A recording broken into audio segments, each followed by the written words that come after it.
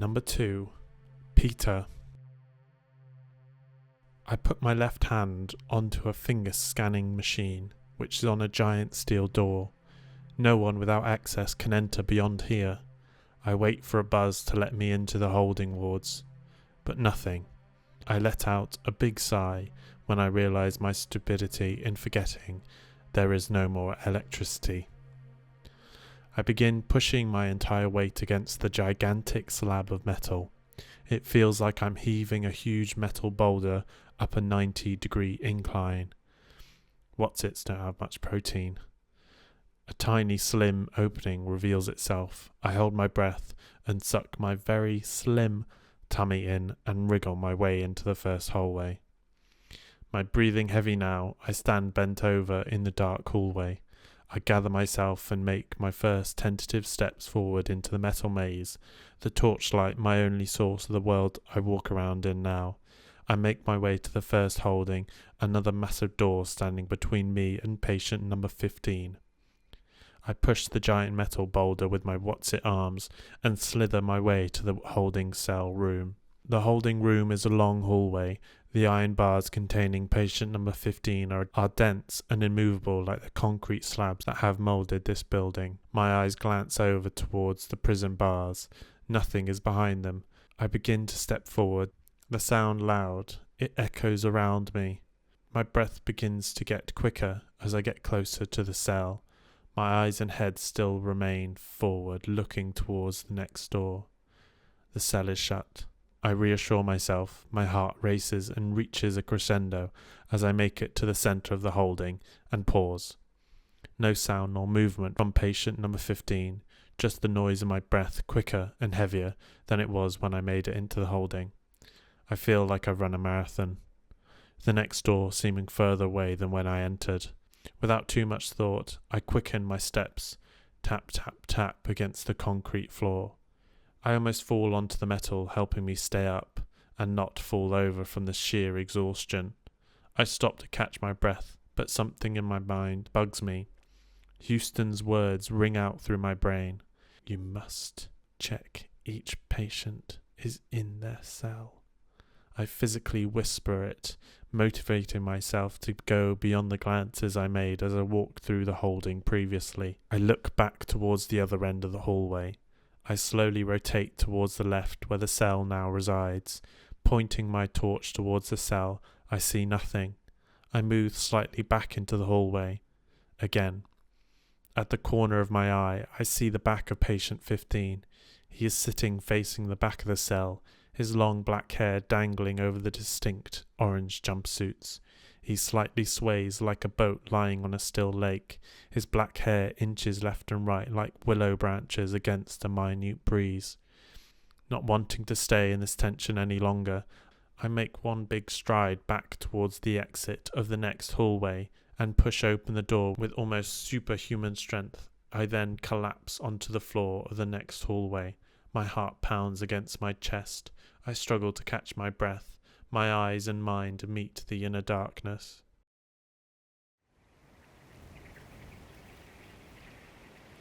Daddy? A giant beam of light engulfs my eyes as the questioning voice of Peter echoes throughout my brain. The careless sounds of wind and birds subtly in the background. These sounds begin to overwhelm the voice of Peter, startling me up from the dreamlike vision. I quickly sit up and look back at the steel door behind me, still slightly ajar from my false illusion of strength.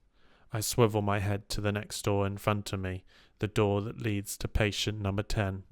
I get up from my feet and begin walking towards the next door. I feel a slight dull ache in my knees from when I collapsed. Was the fall a minute ago, or was it 2 hours ago? I'm unable to reach a conclusion as I make it to the next holding door. I push it open, yet again returning to my weak subhuman strength. I look towards the next holding and get a sharp shiver down my spine as my stomach sinks with a cold, heavy thud.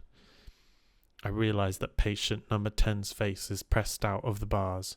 His face is out as far as humanly possible, a deathly grin that pierces the empty space in front of him. I am reminded of the kid in the CCTV before.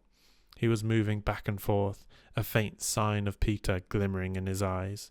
I don't see Peter there anymore, but a 10-year-old who looks like he could be 50, his smile creating dried, cracked wrinkles over his youthful face.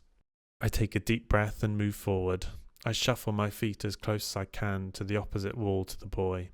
I reach the centre of the holding on the precipice of crossing the gaze of the boy. I place my foot into his gaze. He swings himself away from the bars, his head whipping backwards, the boy's head almost unhinging from his neck. He then swings with such energetic force it feels like he could swing straight towards me. As his face reaches out to what is humanly possible, he lets out a whispering chuckle. Peter misses his daddy. I rotate towards the boy, his eyes protruding into my soul, a sharp heartbeat pulsing in my head. What? I stumble for words in my mind, in shock at what he just said. I exhale out more words. But how the hell do you know Peter? The boy remains silent. I let out a frustrated grizzle, something I've never heard before come from myself. Tell me. The words rasping for an answer. The boy remains silent. I look towards my feet. They're still in the centre. I move to the side and back again, to the centre of the boy's protruding gaze. He forces himself backwards again, his neck snapping, and then he swings back to my gaze. He begins to laugh and swing to and fro. Play with us, Daddy. He continues to rock back and forth, Daddy. a million questions running through my brain. Play with The us. boy's voice gets deeper and deeper. He sounds plagued by demons. Play with us, Daddy. I look in a terrifying trance, his eyes leaving for the darkness only to reappear bulging towards me. This must be a nightmare, I think to myself.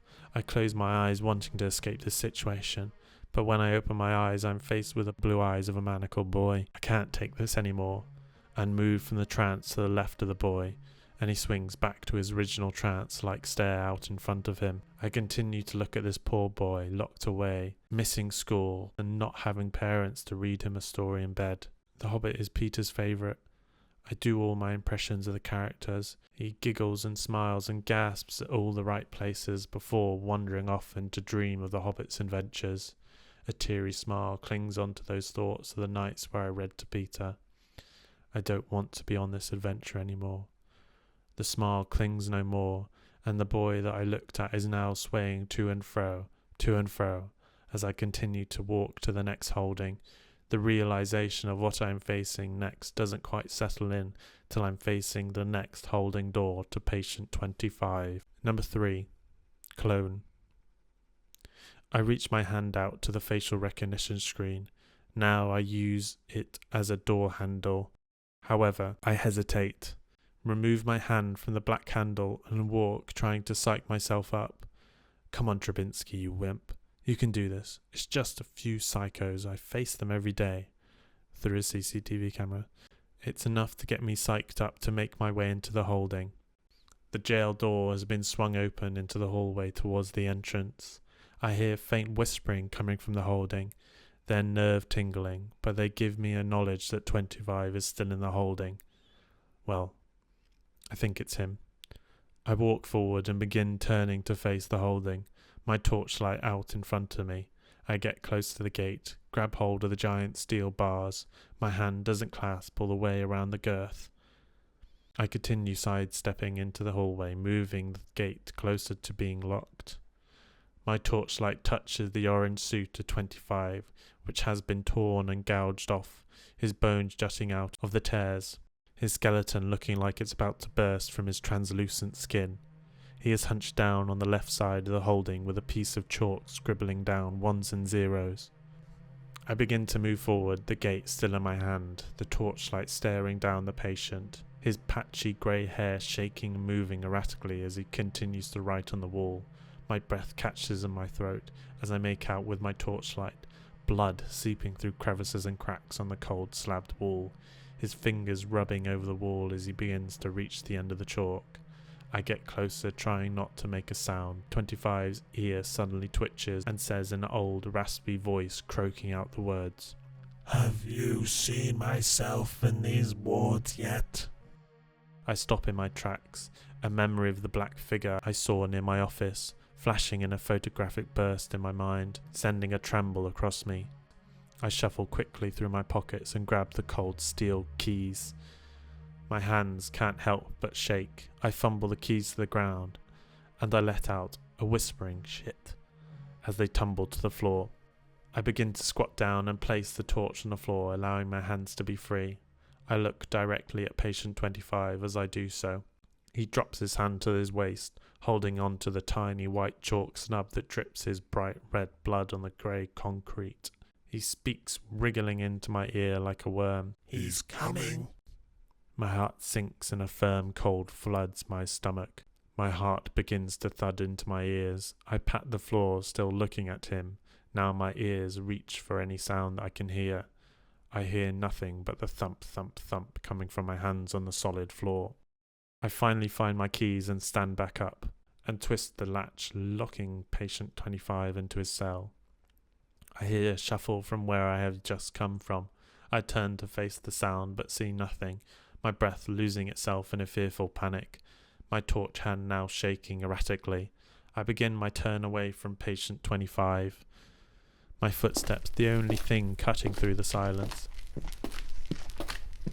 I hear a low thud of a footstep in the distance behind me, maybe 30 milliseconds after mine. It's like a heartbeat that pulses, echoes. I gulp dryly. Maybe it's my heartbeat. I begin to move again, but my ears don't deceive me.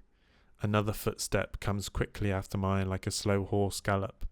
I turn around quickly yet again to where I come from.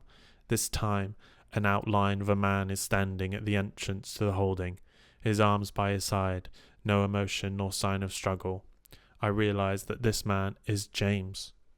A sigh of relief rushes over me. "James, where have you been?" I say in an exhale. James remains silent.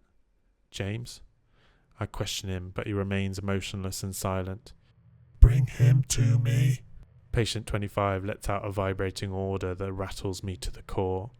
James begins slowly striding towards me. One of his long strides gets him to the side of the holding. I take a few rush steps back. "James?" I let out a worrying call, but it falls onto an emotionless robot that has replaced the James I knew. James takes another stride to the centre of the room, my heart pounding now. My eyes peeled on him. I can't outrun him. Patient 25 puts his hand on the bars, staining them with his red hands. He leans patiently forward to James like he's about to tell him a well-kept secret, revelling in the secret he keeps. However, a bellowing shudder comes from his mouth. Now. James begins to take a stride towards me. He is tall, and his lanky arms and legs makes him look like a dark monster clambering through the hallway. I begin sprinting to the next door, tripping carelessly through the steps. I reach the door and put my hand on its cold metal. I begin frantically pushing it open, creating a small gap in the door. I put my hands onto the rim of the door and shimmy my way through the slim gap. Just as I'm about to squeeze my right foot through the door, I notice a vice-like grip around my foot, and then another grabs a hold of my right leg. The grip begins forcing me back, squeezing me and my air out to the next hallway and back to holding 3. I try to grip onto the door, but the force pulling me backwards is pulling the metal door closed. Before the door completely shuts, potentially breaking or cutting my fingers off, I let go of my hold on the door and plummet to the floor. I reach my hands out and thud onto the concrete, feeling a sharp sting in my right forearm crawling up to my elbow from the crash. I let out a loud yelp from the pain that rings through my arm. I twist my body around. I still grasp onto the flashlight with my left hand and see James heaving me away from my sense of freedom and back into the holding where patient 25 resides. "James, please," writhing within his grip. "Stop." I cry out, tears streaming down my face. The fear of the unknown hugs me unwanted like a shadow, wrapping its dull claws around me. I'm weak and helpless against the evil that hides behind the metal bars. I wriggle and squirm, trying to break free of James's grasp, but he resists. James turns to the left and stops at the centre of the prison bars. Patient 25's face is poking out of the bars, every bone visibly jutting out of his skin. Bring him closer. He complies and begins pulling me up the bars, legs first. 25 scuttles along the concrete on all fours behind me like a large rat. He gets up close to me. I can hear his rapid breathing. His putrid breath curls all around me and up into my nose.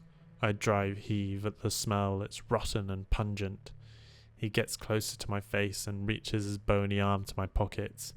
I realize that he is trying to wriggle his way to my keys. In pure disgust at being touched up, I begin punching at James's knee.